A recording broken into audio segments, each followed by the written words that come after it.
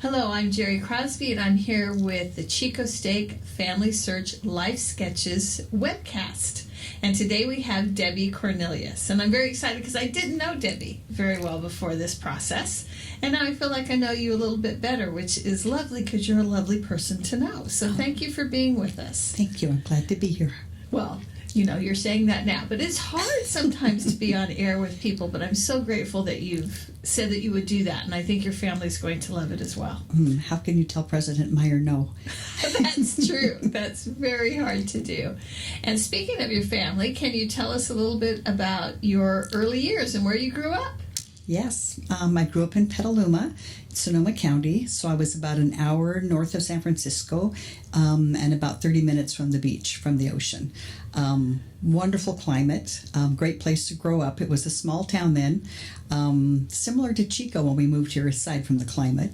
I have one sister who's a year older, and my parents, and we grew up walking distance to downtown and walking distance to all the schools. I feel really fortunate. I was born into a family who wanted the children they had. So life pretty much centered around the family and children, and it was great. It was a great growing up time. It was a happy time, and lots of trips to the beach. If the weather got miserable and we had no air conditioning, which most people didn't, off to the beach we'd go, pack a lunch, and away we'd go and not come back till the fog started to roll in, and it was lovely. I wish Chico could work on some fog in the summertime. It would be nice, yes. And so in terms of beach life, were you a swimmer, a surfer, or just an aficionado? Northern California beaches would make Cold. me a wader. Yes, cold. So, yeah, we waded and we played, but I don't think we ever went in past our knees because of the undertow. Yeah. So, but it always smelled good, and it was fun to play on the beach and build sandcastles and take long walks. It was just pretty, and it was cool, and it was lovely. Yeah, it's a beautiful, beautiful area of Northern California there. It is. So that's lovely. And how were your schooling years leading up to high school? They were good. I think I realized how shy I was when I share some stories with my children. And I remember in kindergarten, when we had free playtime, I would go and sit against the back wall of the classroom and just sit and watch everybody else play, because I was pretty sure I couldn't get into trouble doing that. So I would sit and watch everybody else and not jump in and participate. And one of my children said, "Oh, Mom, that makes me sad." But I didn't feel sad. I just felt, I think, cautious. Mm-hmm. So, but it was good. It was a good little school, and lots of friends. And my mom and dad both grew up in Petaluma too, and so did my mother's parents. So we had lots of people that we knew, and it just felt like a lovely environment. How idyllic! That's wonderful. Yes. Yeah. So you get into high school, and you've got to make your choices about what you're going to do next in life. And you shared with me a bit about how that occurred. So how did you decide what you were going to do post-high school? Well, career-wise, it was kind of hard because the things that they offered us were nursing, teaching, secretarial work, flight attendant, hairdresser. And none of those sounded good to me. Yeah, welcome to pre-feminism. Yes. I didn't like the sound of any of that. Mm-hmm. But my counselor said, well, just go out and look on the board and sign up for any scholarships that you might be interested in. So I went and looked, and my girlfriend was with me, and she said, well, there's one for beauty school. You should sign up for that. You're good at that. You should do that. I don't want to be inside with a bunch of women all day. I don't want to be indoors. But she talked me into signing up, and I did, and I ended up with a scholarship and then felt obligated to go. So I went and found out I actually liked the work, enjoyed the people, and that was the direction I went. And I felt like I didn't want to go to college right at that time because I was kind of tired of sitting in a classroom, and I could never get a job because at that time I looked very young for my age. It just wasn't possible. My sister always was employed, but I could never land a job. So I thought, well, if I have a license, I would have a better opportunity perhaps. So the big plan was that I would work a few years and then get on a cruise ship, be a hairdresser on a cruise ship, sail all over the world, meet fascinating people, see wonderful places, and then I could be an author because I thought I'd like to be an author. Yeah, that was not reality because there's no way I would have gotten on a ship all by myself and gone anywhere. And besides, I still have motion sickness problems, so it would not have been a good fit. So that little cautious girl was still in there someplace. Yeah. But interesting that you did sort of find a place that you liked. God is often very good about opening doors we don't even know Yes. we want to have opened. Yes, multiple times, and doors that we don't want to step through when they are opened. Yes. So, And so as part of that, another door opened for you in terms of meeting your husband Richard. So how did that occur? Because that's a great story. That's a funny story. My girlfriend had a crush on a fellow that worked at a supermarket, and he was several years older, and she found out he was going to be in the hospital for a knee surgery. So she wanted to go and see him and called me one night and said, "Go with me. I want to go and visit." So I went with her, and while we were there, into the room walked my future husband, and he was so good looking. I just couldn't hardly make eye contact. We were all introduced, but I just couldn't meet his gaze, and I was really uncomfortable. And very shortly, we visited a tiny bit, and then I told my girlfriend we should go so they can visit. So we left, and it was kind of nerve-wracking, but a little while later, he got out of the hospital, he was recovered, and he called my friend and said, "We want to take you guys out on a double date." So she called me and told me, and I said, "No, absolutely not. I'm not doing that. They're too old. I can't even look at him. We're not doing that." And for at least a couple of weeks, she called me multiple times a day, begging me. And I finally, "Oh, you're going to ruin my life. It's going to be all your fault if I never get to go out with him." So I finally said, okay, and we made the plans, and we went on a double date. And that worked out pretty well. We came home, and he said, "I hope you had as much fun as I did, because you're going to have a hard time getting rid of me." And I thought, who says things like that? And I kind of, fled for the door. A few weeks later, he was telling me that he loved me. And I, first of all, thought, nobody says that out loud. People don't talk like that. My parents were not openly affectionate with each other. They were not demonstrative people. They were very reserved, especially my dad. That was very common in that generation. It was, and my dad was British, and I think that made him even more reserved. And so I was just stunned when that was said to me. I don't think it had ever been said to me before then. But he was a lovely, warm, kind person, and he was just telling me how he felt. So it was lovely, and because of him, we raised a family who our children never have been a day without being told that they were loved, ever. So that's special. That's wonderful, and we'll get back to Richard for a moment, but he must have been in hot pursuit of you. Did he ever share with you that he was sort of behind this push to have this double date? Yeah. Because it sounds like he was as smitten with you right from the beginning as you were with him. Apparently. I still haven't figured out why. Oh, well, I think we all know why. I think you are lovely, and so that's wonderful, but it's great that he felt that way that early on, and how nice for you. And you have shared that you feel like you and Richard are sort of yin and yang, kind of a little bit of opposites. Tell us a little bit about how that's worked in your relationship.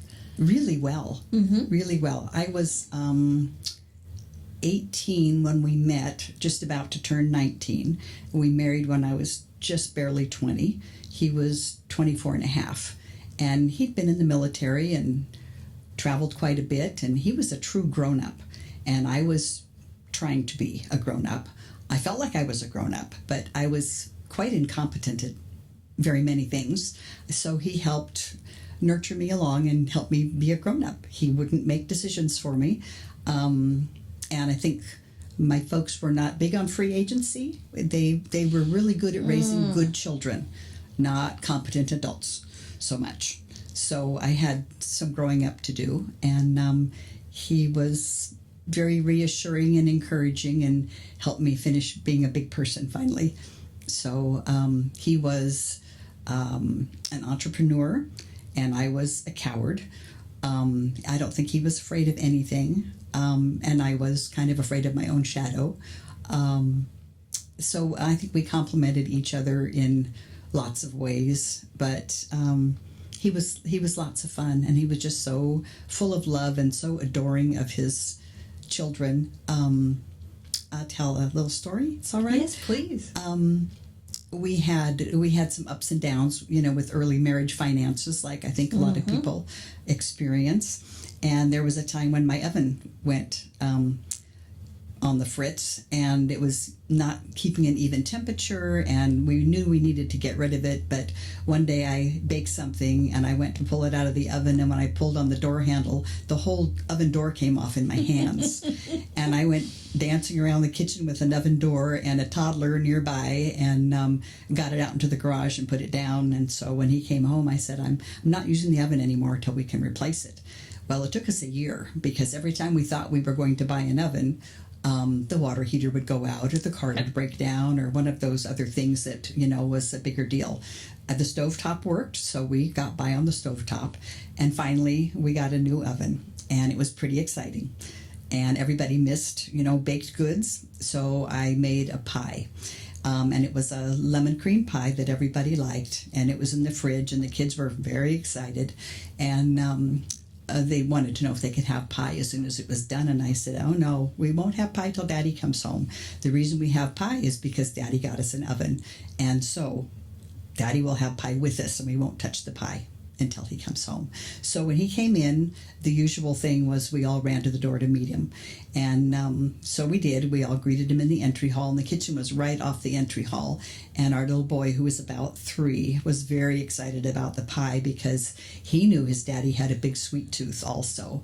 So little Ben reached in the fridge and pulled out this giant pie to show to his father, and accidentally flipped it upside down on the floor. Yep. So this man who had such a sweet tooth could see the look on his little boy's face. Ben was just crushed.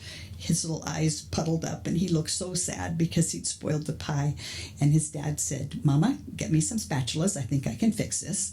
So I did, and he took that upside down pie and flipped it back in the pan. He said, good as new. We'll have it right after dinner. He put it back in the fridge, and Ben didn't get any kind of scolding, because what he was already feeling was the broken heart and the contrite spirit, and he was very, very sorry. He didn't need to be talked to about touching something he shouldn't have touched, but that's the kind of daddy he was. He was just so tender-hearted and so sweet. Nothing was more important than his kids, and that flowed over to his grandkids as well.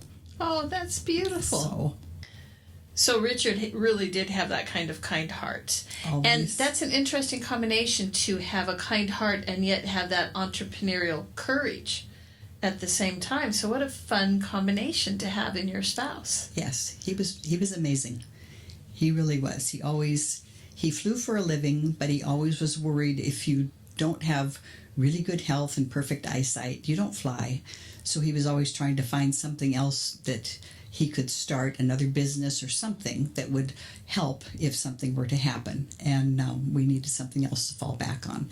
So he always had things going on, and it was always scary to me, because I was like, well, what if we just save all of our pennies and put them in the bank and just have a little nest egg to fall back on? But he wanted to see something that would generate income, that would keep us safe if something happened to him. And I understood that, although I wouldn't have had the courage to have done it myself.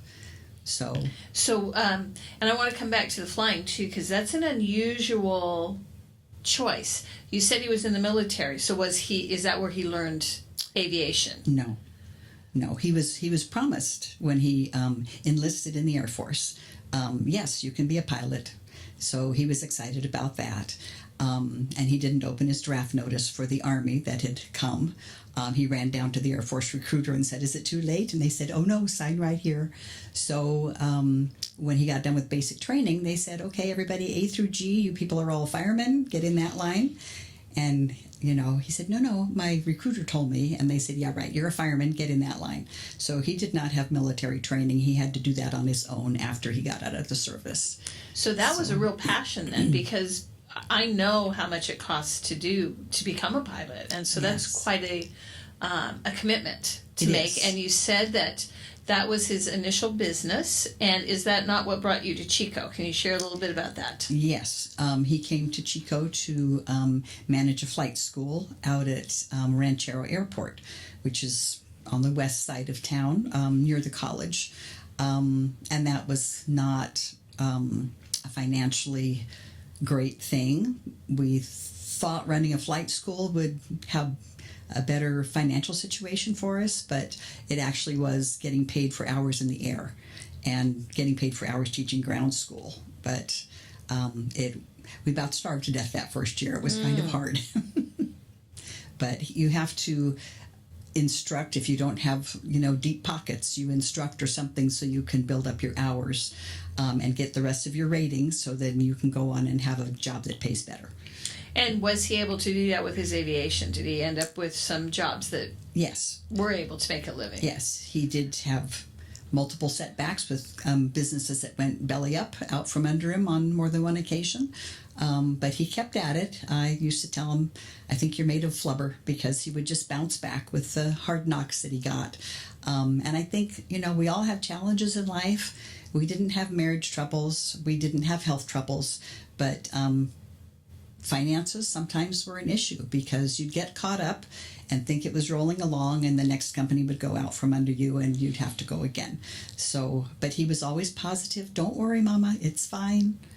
Something will turn up. And it did. He would find things and keep food on the table and a roof over our heads. But it was always challenging for many years, especially the early years were very challenging. I think maybe you had more courage yourself than you give yourself credit for. Well, I certainly had faith in him. Yeah. That's beautiful. So tell us a little bit about your children and raising them here in Chico, and what was that like? Okay, well, that was wonderful. When my husband and I were dating, he told me he wanted 12 children. And I told him I maybe would consider 2, but I wasn't sure that I wanted any. And I'm glad he talked me into having children, because that was wonderful. One of the best decisions in my life. But not 12. I couldn't do 12. No. I think, the children themselves would have been fine. Being pregnant 12 times, I don't think I would have lived through. Yeah. I wasn't good at being pregnant. But I had healthy babies, so that was what counted. So our first one was born, we'd been married about 5 years when Sarah was born.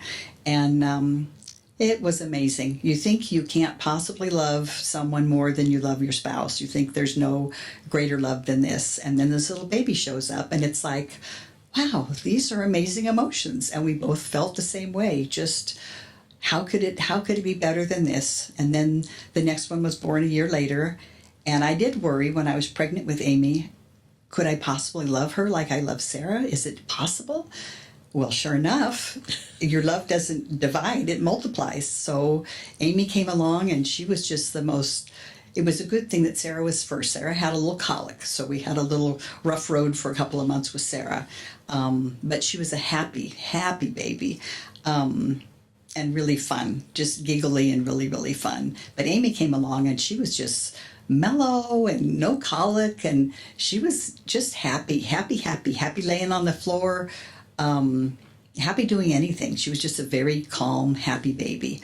And then 6 years after Amy, Ben showed up, and he was busy. And I knew he would be busy because he about beat me to death before he was born. He was a very, very busy child before he ever arrived and took his first breath. He was busy. And he was a busy little guy, but he was wonderful and adorable. And I thought we were done with 2 little girls. I thought this is perfect. 2 healthy children. What a huge blessing. How could it get better than this? And then Ben came along, and I thought, how could I not have known that we needed a little boy? He was amazing, but I didn't have brothers. I only had one sister. I didn't really have little boys in my life. And I kind of thought that they were maybe rough and maybe difficult, and rowdy. And Ben was busy, but he had this big, giant, kind, sweet heart, very compassionate little guy. And he always loved babies too. So he was amazing and opened my eyes to how wonderful little boys were too. And there was a little boy in our life before Ben that belonged to somebody else. But he was the reason I decided that children were a very important thing. I used to babysit these two children frequently. And when they moved out of state, I thought my heart was going to break. And the little boy was especially a sweet, sweet child. And that's when my husband said, gee, you know, we could have some of our own and they wouldn't move away for quite a long time. So we had our own children. And I thought, how could I ever have thought that was something I would choose not to do? So again, my husband had far greater wisdom, and he knew that it would be wonderful, and it was wonderful. They were great, and they were fun, and they were funny, and I didn't know that they would grow up and be my best friends, but they did. I hear that you don't want to be your kid's best friend when they're growing up. You want to be their parent. You know, there's a difference.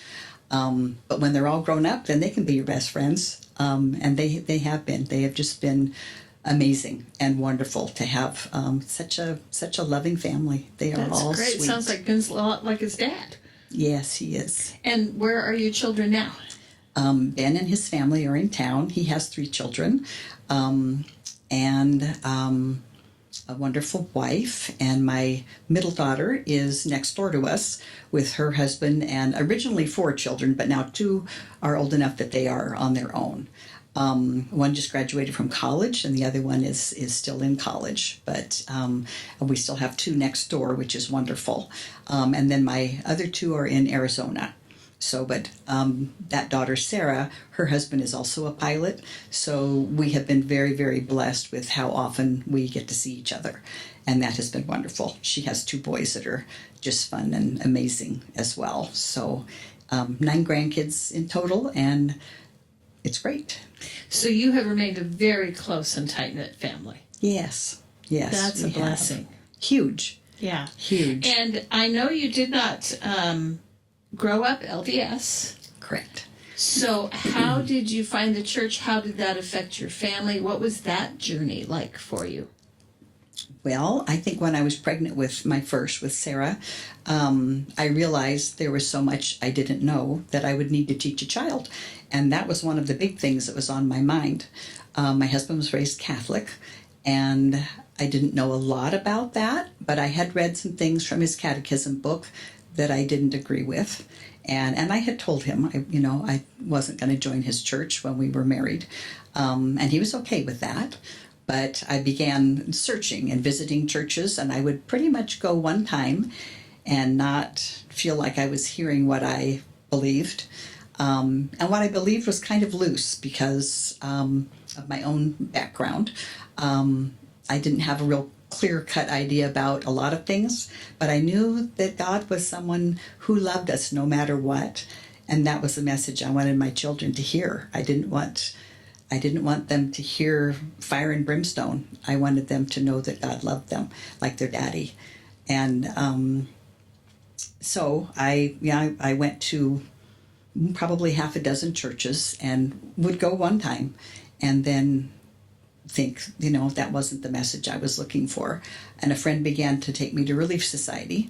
And I felt like, ooh, these are my people right here. These are people that I get. I think these people are going to get me. Your mom was one of those people. Lots of wonderful, wonderful people that were in that ward. And you might want to explain, because Relief Society has changed pretty dramatically in the way it functioned. Yes. So back when you were going to these Relief Society meetings, were they Sunday meetings? Were they weekday meetings? They were on Wednesdays, I believe, in the morning. And I'm trying to remember if they always included a luncheon or if a luncheon, were they weekly Often, luncheons? yeah. Yeah. And so there would be a lesson, and one of them was mother education, which was wonderful because that was things I needed to know. One was cultural refinement. Spiritual Oh, awareness. yes, yes. And one more. I think there was 4 different ones. Yeah, I there don't were, recall. and I can't remember the fourth one now either. But they were all wonderful. And every time I go, I think, how did they know? I needed to hear that. It was all kinds of messages I felt were right for me. And so finally I got my courage up and I asked my friend about, so what does the church really teach? How do they feel about things, and what do they have to say about God? And she arranged for the missionaries to come under protest. I was afraid that might not be the right path for me. I didn't want salesmen coming to talk me into something that I didn't want to be talked into. But she assured me it wouldn't be like that. And sure enough, they came, sister missionaries, and they taught me a lesson. And part of what they said was that marriage was forever. Marriage was eternal. It's not over when we die. And I was very, very pregnant with Sarah when the missionaries first came, and maybe just a couple of weeks from my due date. And I jumped off the couch and bounced around the living room like a beach ball. I was so excited when they said that. And I thought, they know this is the church. They know, because I know that's true. I've always known that was true.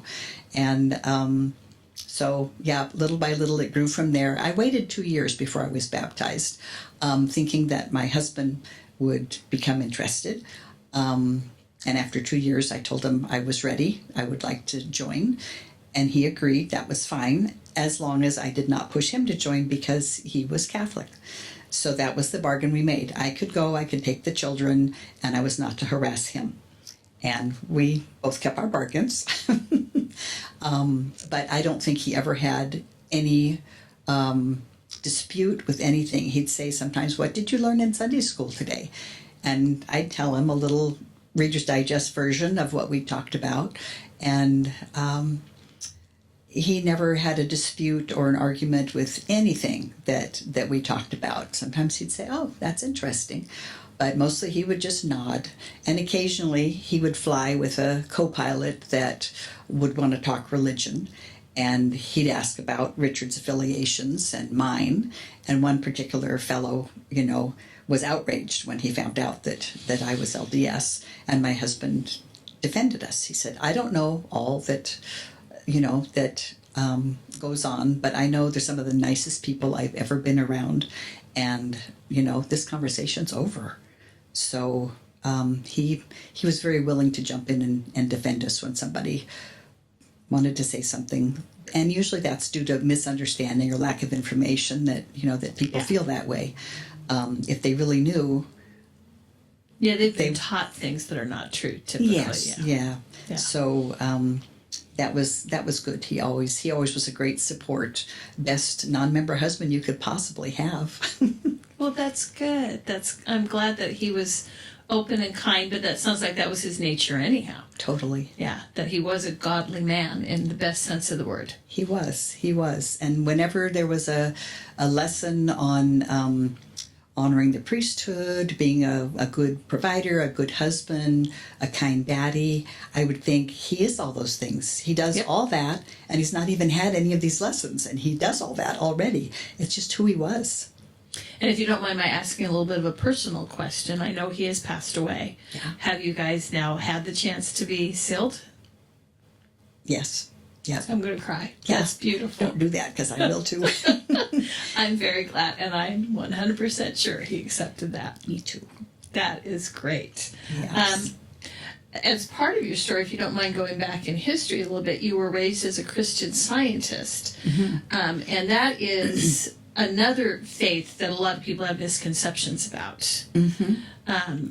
What were the trials, the benefits for you in that experience? Well, I was young when we began, to attend.